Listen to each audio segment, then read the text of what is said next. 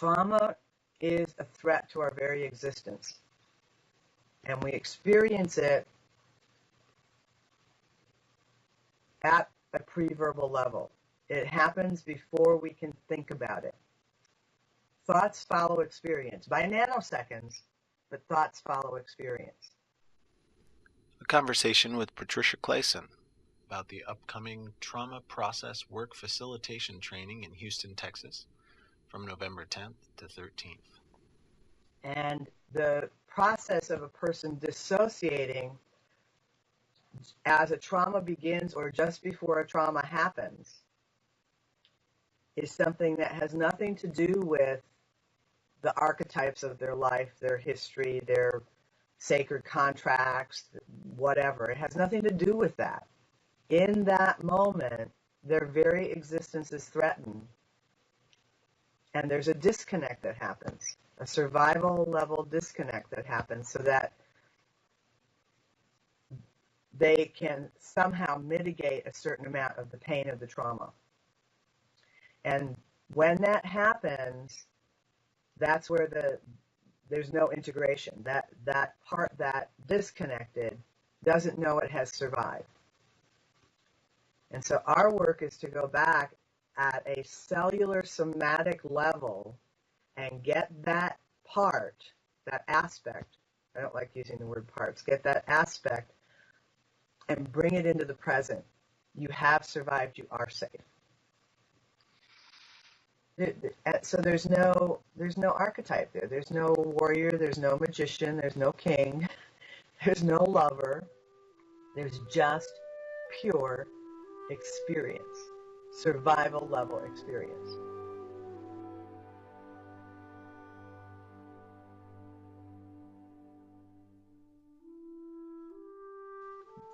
Very deep healing can happen without any story, even without any dramatization, shadow work, or psychodrama. They'll have an understanding of how deep pain or trauma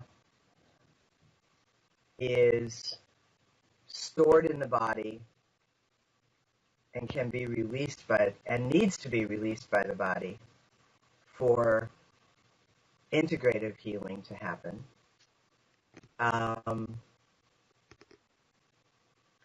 They'll begin to understand the distinctions between issues, wounds, and trauma. Just about every human being, everybody with a belly button, has issues. Things happened not the way we wanted them to happen. There was emotional pain, and we carry some of that forward from our childhood into our adulthood, or from our adulthood into our future years. So anytime during our life where there's emotional pain that's unresolved, issues occur, which are belief systems or attitudes that we have that keep us from functioning at our best.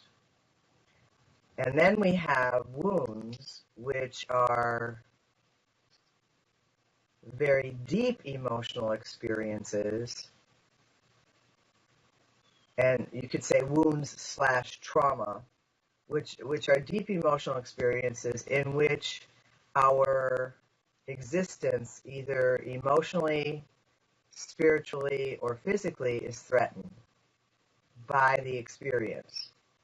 So that could be anything from a car accident to getting beaten as a kid to sexual abuse to military service. And when we experience those deep wounds, that trauma, it actually sits in the body differently than those issues do.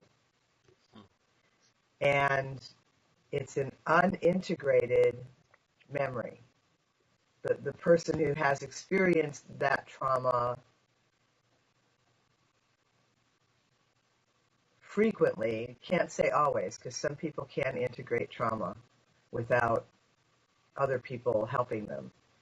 But for many people, trauma isn't not an integrated memory. It's like a what's the word? Interrupted. You know, like the movie title, Girl Interrupted. It's memory interrupted. It never finishes, and so the person doesn't realize that they've survived, and they walk through life without a core safety. And so there is a way to go in and work with that person and help them experientially find a ground of being that's called safety for them.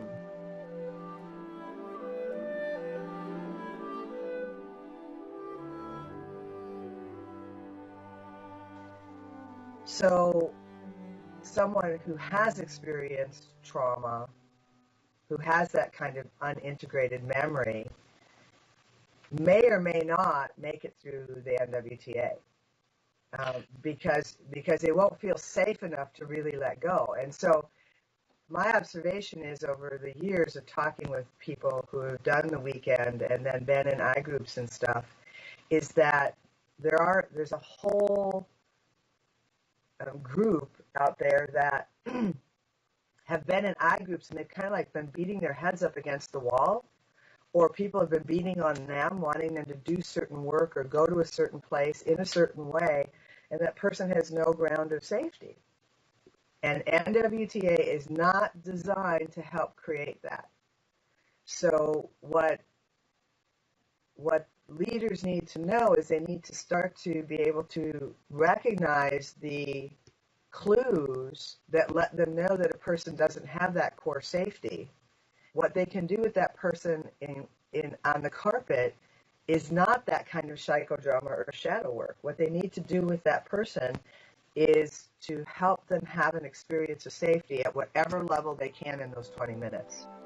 And that safety has to occur before the anger work can be done and before the person can grieve.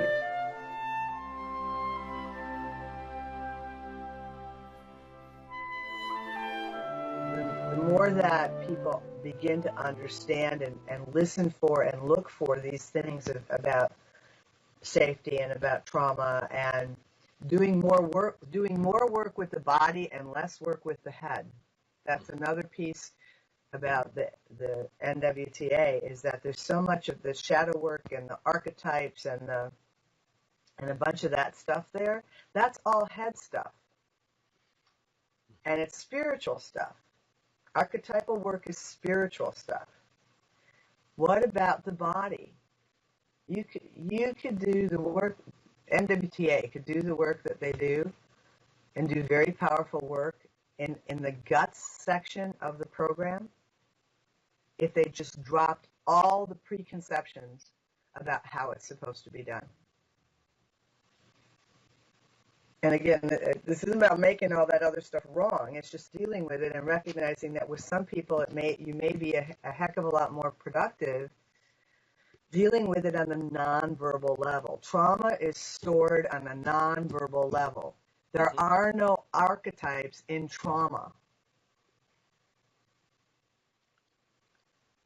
And that doesn't make archetypes wrong. It just simply says there are no archetypes in trauma.